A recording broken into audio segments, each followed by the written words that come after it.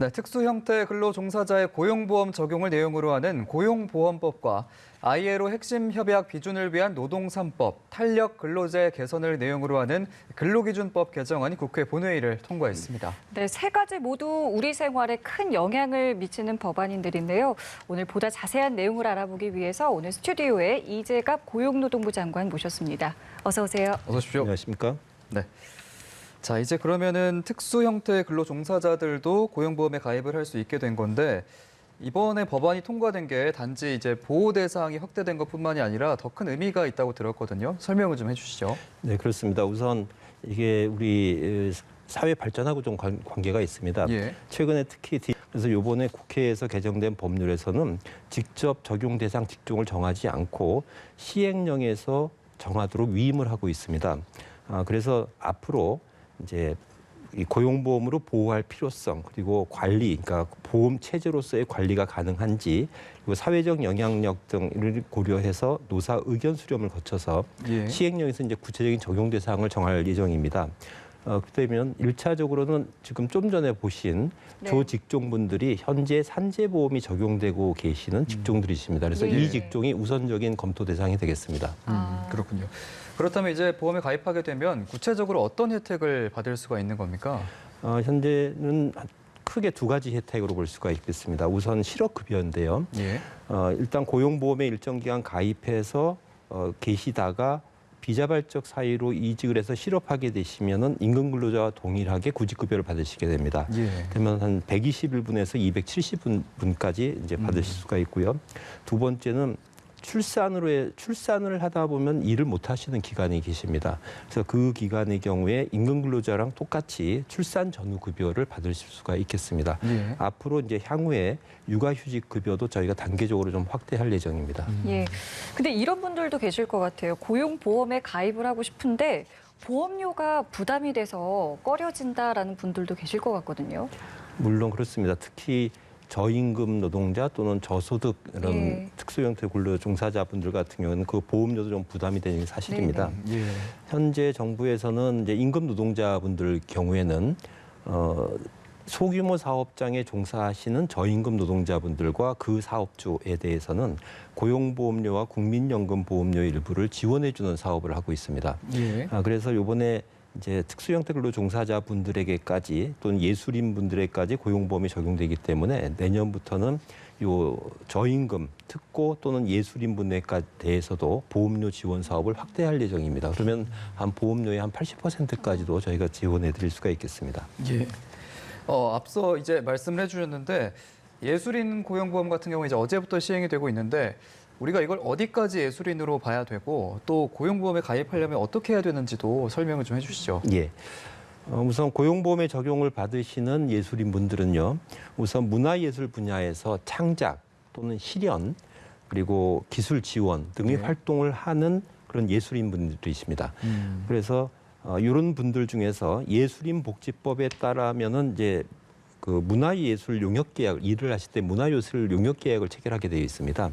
그래서 요 문화예술 용역 계약을 체결하시고 자신이 이제 직접 노무를 제공하시면 고용보험에 적용되게 됩니다. 그러니까 미술품을 만들어 놓은 다음에 파시는 것은 대상이 아니지만 예. 어떤 의뢰를 받아가지고 이제 작업을 하시게 되면 그때는 고용보험에 적용받게 되신다 그런 의미가 되겠습니다. 예.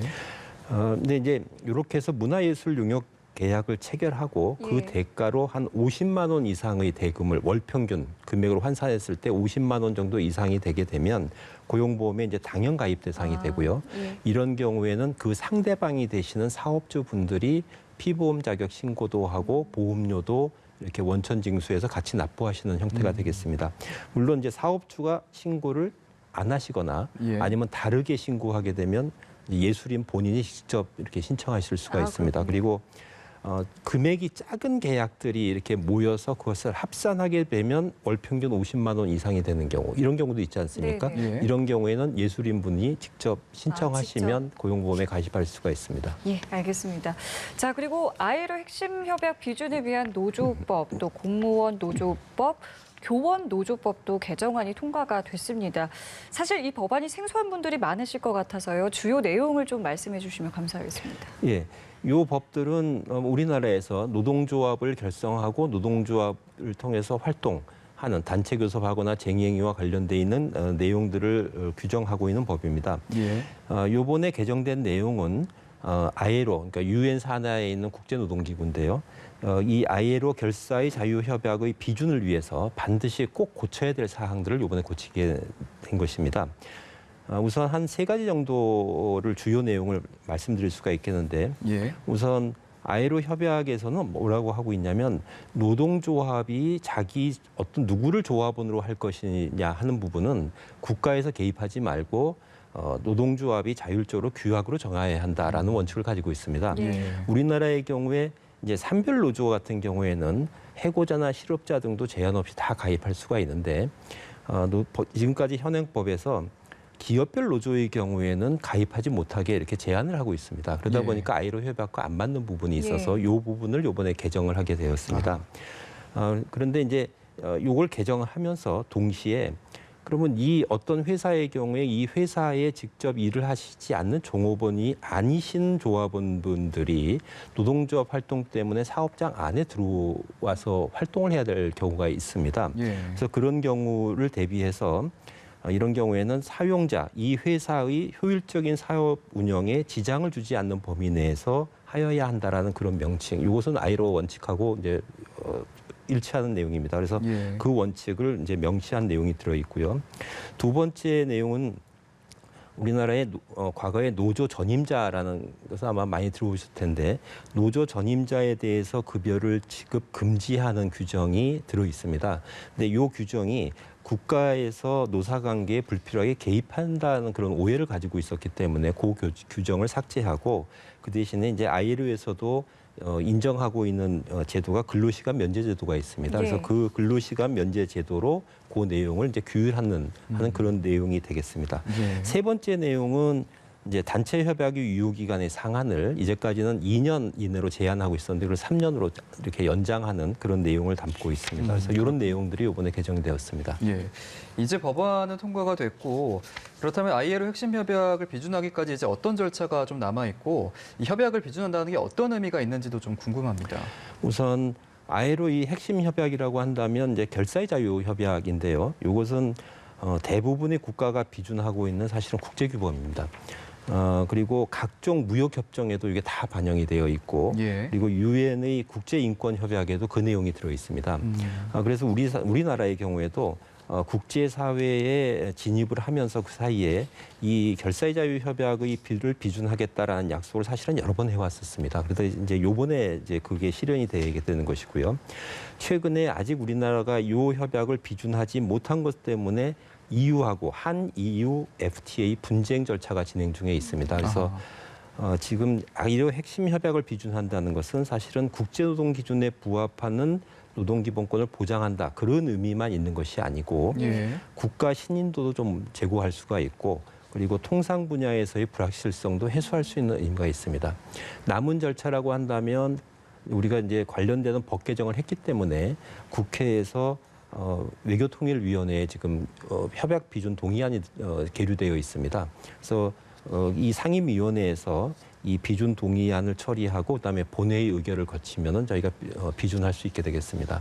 빠른 시간 내에 비준할 수 있도록 네. 저희도 관계부처와 협의하도록 하겠습니다. 예, 알겠습니다. 자, 그런데요. 경영계에서는요. 이 노동계에 좀 편향된 법안 개정이다라고 반발하는 목소리가 일부 있습니다. 여기에 대해서는 좀 어떻게 보고 계시는지요? 저희는 그렇지 않다고 생각을 하고 있습니다. 우선 좀 말씀을 드리면 요번에 법 개정한 것은 정부가 제출한 그 법안을 중심으로 해서 개정이 되어 있는데 예. 이 정부가 제출한 이 법안 자체는 사실은 경사노위에서 경제사회노동위원회에서 사회적 대화를 하면서 무엇을 고쳐야 하는지를 많이 논의를 했었고 예. 그때 제시된 노사의 입장 그다음에 공익위원 권고안을 토대로 해서 마련된 것입니다. 그래서 나름대로는 균형을 잡았었는데 이번에 이제 국회 법안 심의 과정에서 몇 개 조항이 좀 수정이 되어 있습니다. 아마 그걸 가지고 많이 얘기하시는 것 같은데 이것은 요 내용이 실질적으로 달라진 것은 하나도 없다라는 말씀을 우선 드리겠습니다. 예. 그래서 아까 조금 전에 말씀드린 사업장에 종사하지 않는 조합원의 사업장 내 출입과 관련해서도 이것은 일반 원칙을 저희가 신설했기 때문에 전혀 내용이 달라진 것이 없다라는 말씀을 드리고, 그다음에 쟁의행위와 관련해서 이제 생산기타 주요 업무 시설의 점거와 관련된 조항이 있었는데, 여기에도 저희가 사용자의 점유를 배제해서 조업을 방해하는 형태의 쟁의행위는 안 된다라고 금지 규정을 이번에 신설을 하였습니다. 그리고 이제 나머지 규정은 현행 유지를 한 것이기 때문에 전혀 내용이 달라진 것은 없다라는 말씀을 드리고, 아까 말씀드린 것처럼 단체 협약의 유효 기간을 2년에서 3년으로 연장하면서 노사 자율적으로 그래서 결정할 수 있도록 했기 때문에 그런 부분에 있어서는 경영계에서도 많이 희망하는 그런 내용에 포함하였다고 말씀드릴 수 있겠습니다. 예, 어느 쪽에도 편향되지 않은 법안 개정이라고 설명을 해주셨고요. 끝으로 탄력 근로제와 선택 근로제도 개선이 됐는데, 이 부분은 이제 52시간제로 인해서 생길 수 있는 어떤 업무 현장의 애로사항을 좀 보완할 수 있는 사항이라고 들었는데 자세하게 좀 설명해 주시죠. 네, 그러겠습니다. 정부에서는 그동안에 장시간 노동 해소하기 위해서 주 52시간제를 추진해 왔습니다. 예. 그런데 이제 52시간제를 준수하려다 보니까 여러 개 현장에서 애로사항이 있어서 사실은 경사노위에서 작년에 탄력 근로제에 대한 협의를 하여서 최대 6개월까지 탄력 근로제를 연장하기로 그렇게 합의를 한 바 있습니다. 이것이 이번에 이제 법 개정이 된 것이다라고 우선 말씀드릴 수가 있겠습니다. 탄력 근로제에 대해서 설명을 드린다면, 이건 노사가 합의하는 기간, 뭐 한 달이면 한 달, 두 달이면 두 달, 세 달이면 세 달, 요 기간 동안에 평균해서 근로시간을 평균해서 한 주의 법정 근로시간만 맞추면 그 기간 동안에는 자유롭게 이렇게 일이 많을 때는 많이 근로시간을 연장하고 일이 적을 때는 좀 단축할 수 있는, 그래서 좀 탄력적으로 운영하는 그런 제도가 되겠습니다. 근데 이것을 이제 그동안은 3개월까지만 이렇게 평균할 수 있었는데 이번에 법 개정되면서 6개월까지 평균할 수 있기 때문에 훨씬 탄력적 운영이 가능해졌다라는 말씀을 드리고요. 예. 그다음에 노사 간에 이제 매주 근로시간을 이렇게 미리 정해 놓는데, 만약에 이 기간 동안에 갑자기 상황이 바뀌는 수가 있습니다. 그런 경우에도 협의만 하면 얼마든지 근로시간을 바꿀 수가 있어서 운영의 탄력성이 더욱 커졌다라는 말씀을 드릴 수가 있겠습니다. 그다음에 이제 선택적 근로시간제가 이번에 또 개정이 됐습니다. 예. 선택적 근로시간제는 뭐냐면, 지금 현행 법에서는 한 달 이내의 기간만 이렇게 허용하고 있는데, 만약에 한 달의 기간 동안에 한 달 동안에 일을 할 수 있는 전체 총 근로 시간이 있지 않습니까? 이 총 근로 시간 범위 내에선 근로자가 출퇴근 시간을 선택해서 정할 수 있는, 자율적으로 정할 수 있는 그런 제도가 되겠습니다. 그러면 이제 근로자 입장에서도 굉장히 자율적으로 정할 수가 있는 그런 장점이 있습니다.